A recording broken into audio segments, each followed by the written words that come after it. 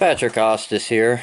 So, what did you think of the Comey hearings? I gotta tell you, in the very beginning, I think Mr. Comey is probably not had enough attention paid to him in his life because he seems to like drama more than most men I've known.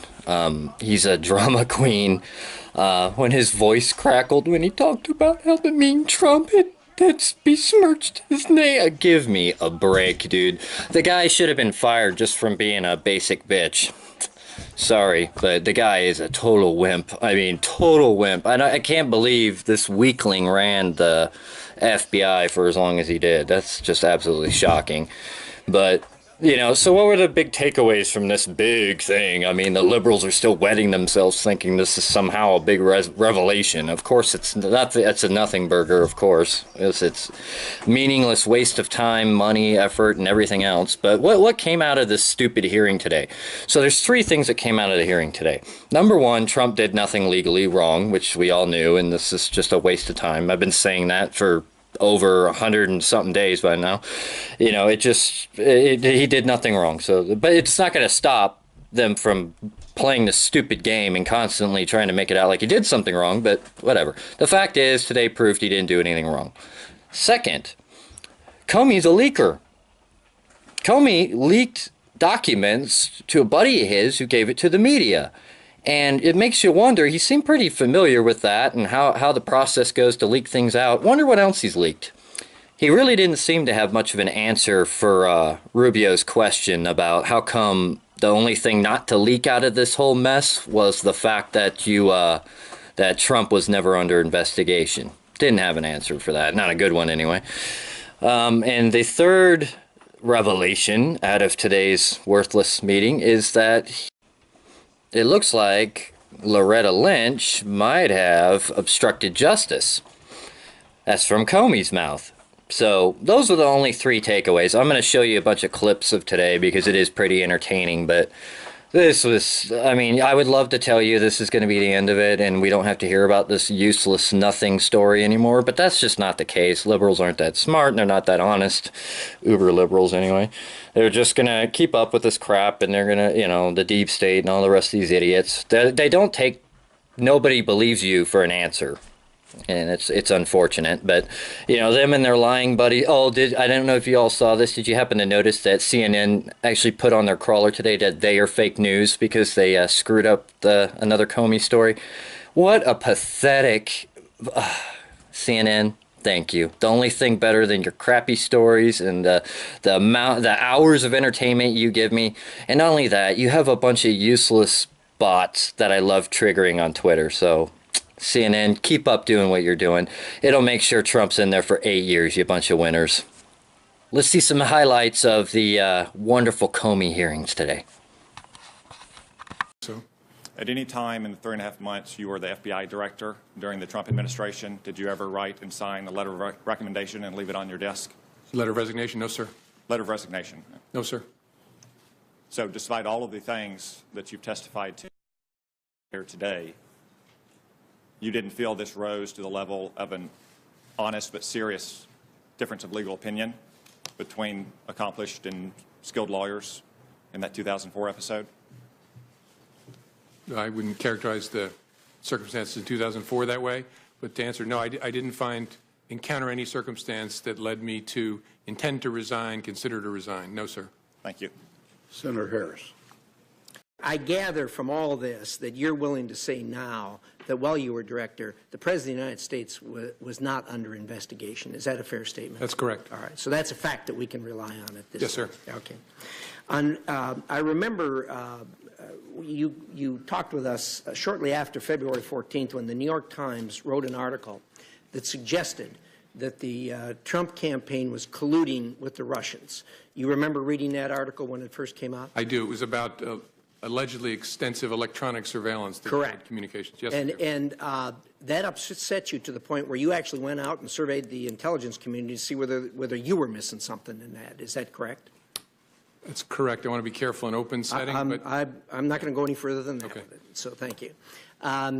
In addition to that, after that, you sought out both Republican and Democrat senators to tell them that, hey, I don't know where this is coming from, but this is not the case. This is not factual. Do you recall that? Yes. Okay.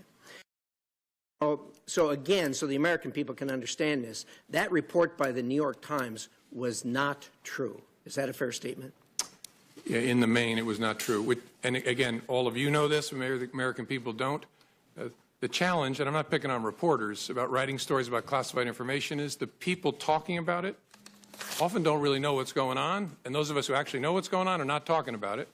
And we don't call the press to say, hey, you got that thing wrong about this sensitive topic. We just have to leave it there. I mentioned to the chairman the nonsense around what influenced me to make the July 5th statement.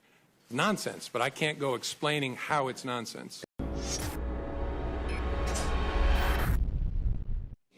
Any president who has been assured on multiple occasions that he's not the subject of an FBI investigation, do you think it's unreasonable for them to want the FBI director to publicly announce that so that this cloud over his administration would be removed? I think that's a reasonable point of view. Yeah. The concern would be, obviously, because if that boomerang comes back, it's going to be a very big deal because there will be a duty to correct. Well, we saw that in the Clinton email investigation, of course. Yes, I recall that. Yeah. The double standard.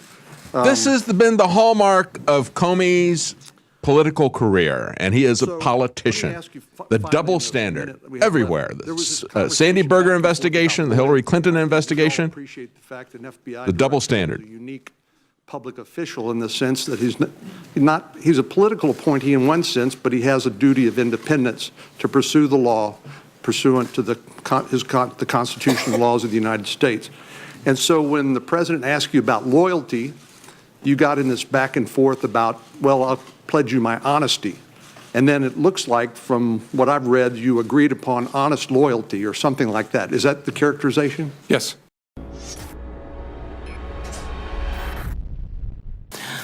You have testified that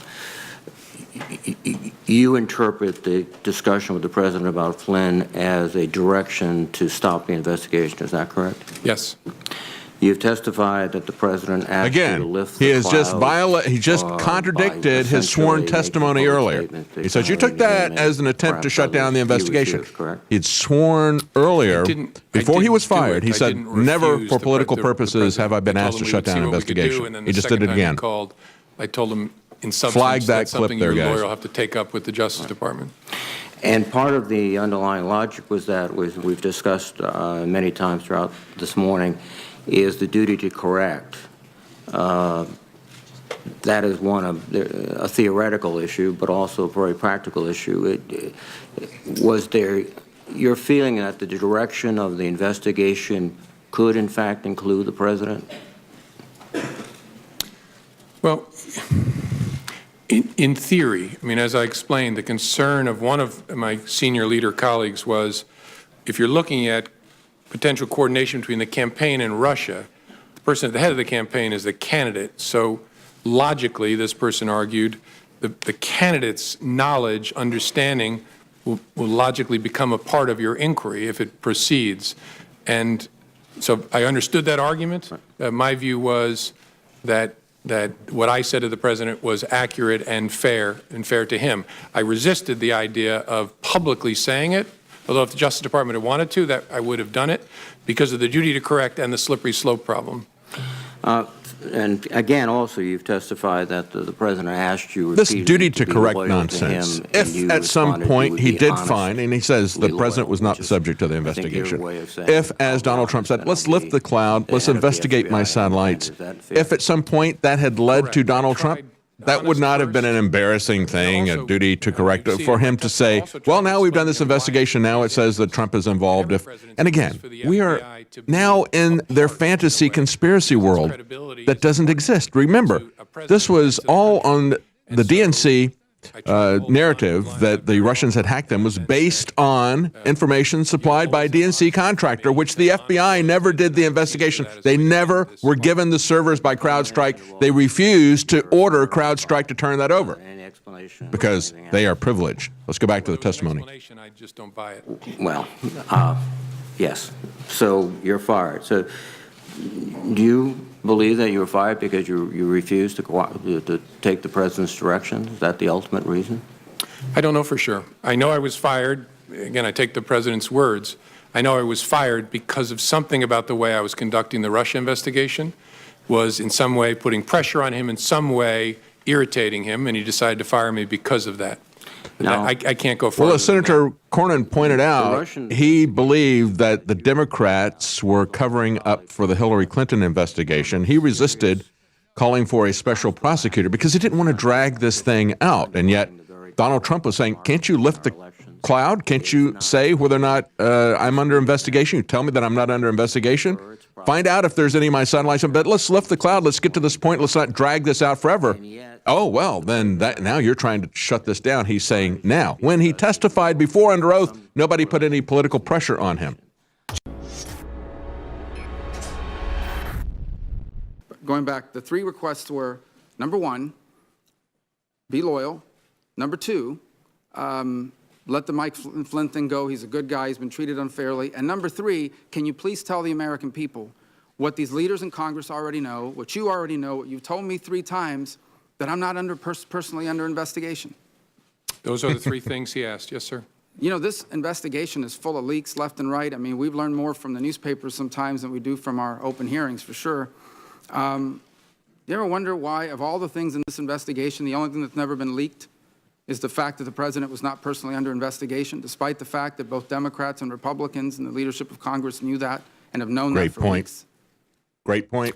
I don't know. I find matters that are briefed to the Gang of 8 are pretty tightly held, in my experience. Finally, who are those senior leaders at the FBI that you shared these conversations with?